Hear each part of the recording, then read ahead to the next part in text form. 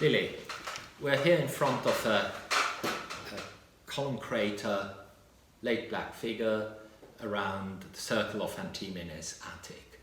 And it shows quite a lot of interesting features in the front and the back, which depict a specific war, most probably. Could you tell me a little bit more about that? Yes, well, we were thinking that, this is really sort of a heroic representation. So if you're thinking of the Homeric epics, this is something coming straight out of that and in the manner of warfare at that time. So when the vase was painted in the late 6th century, people were no longer going into battle on chariots, for instance, as you see on this side here. This was really something that had gone out of practice some 200, 300 years before. So this is sort of an anachronism that's actually signaling a heroic context, as are other things. Yes.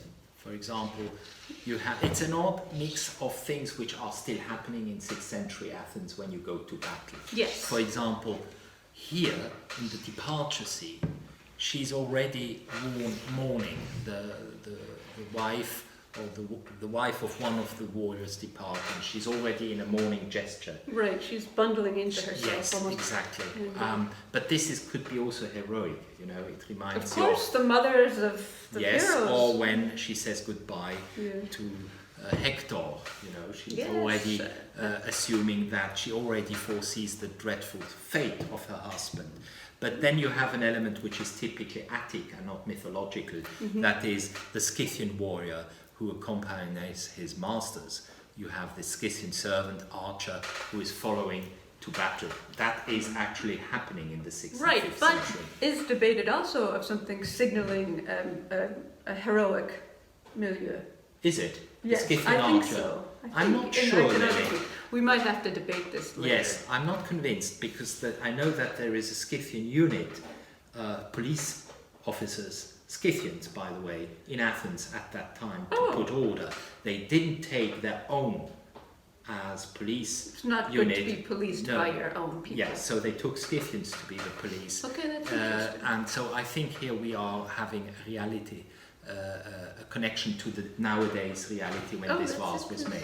But at the same time, as you said before, you have this which is definitely not representing warfare in the late 6th century, which is a chariot shown frontally. Chariots are so much fun in vase painting because you can see how many slender legs of the horses and everything is frontal, and so it's sort of a beautiful...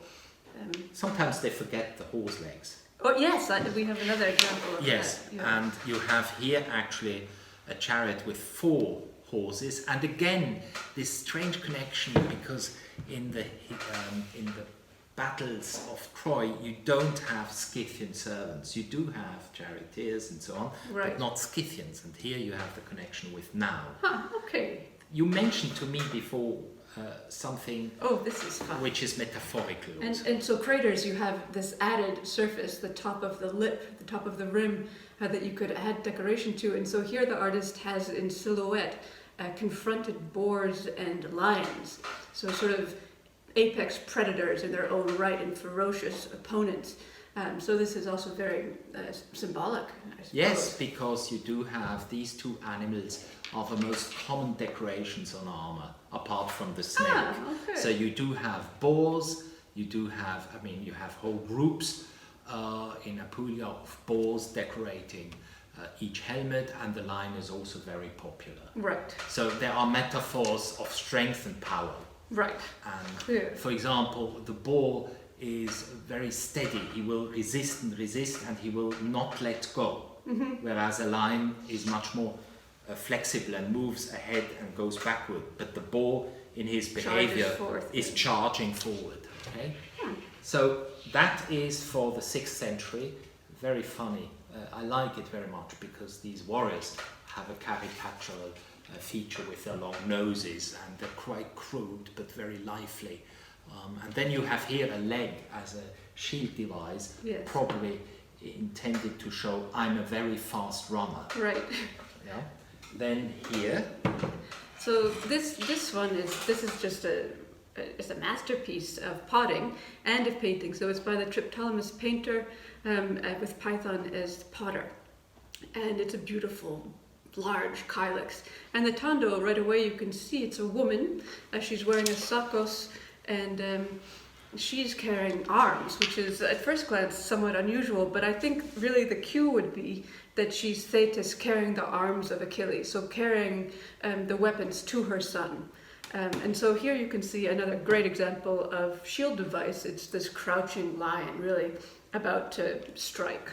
Yes, and then there is on the other side incredible scene of fierce battle. You will have to look the detailed photographs, but what it shows is amidst the worst moment in the battle, they're really slaughtering, butchering each other. Both sides. Both sides. There is no winner, no loser, and remarkably, they're all wearing more or less the same.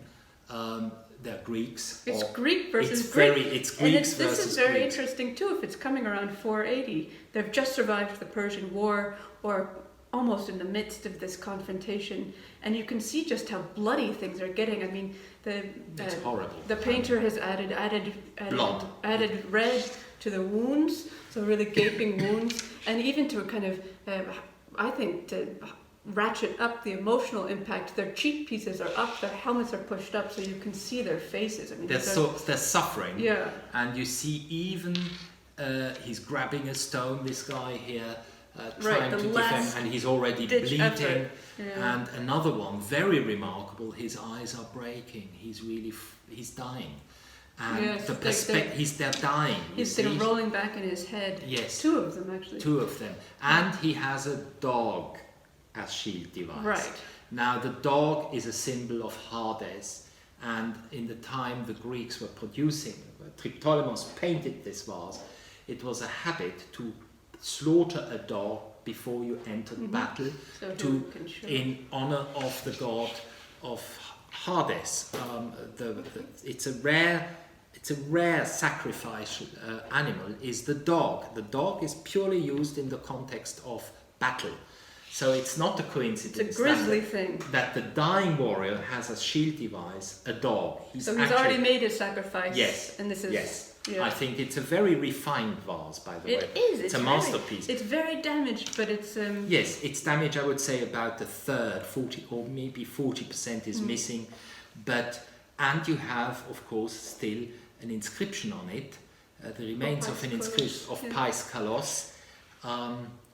Now, it comes from the German collection, and I bought it many years ago, and I cherish that vase. It's possibly my best vase from an artistic point of view, which I have. It's an absolute masterpiece, and I'm glad to have it, even in this condition, by Triptolemus, who can be considered one of the really great masters about 480 in Athens. But then show me this. He's not going to battle. What is he doing? He's not going to battle. So this is another kind of way. We have to imagine that Greek men were always sort of in this cycle of being expected to serve and then having the off time, but also participating in athletics that were really priming them for warfare in a practical way.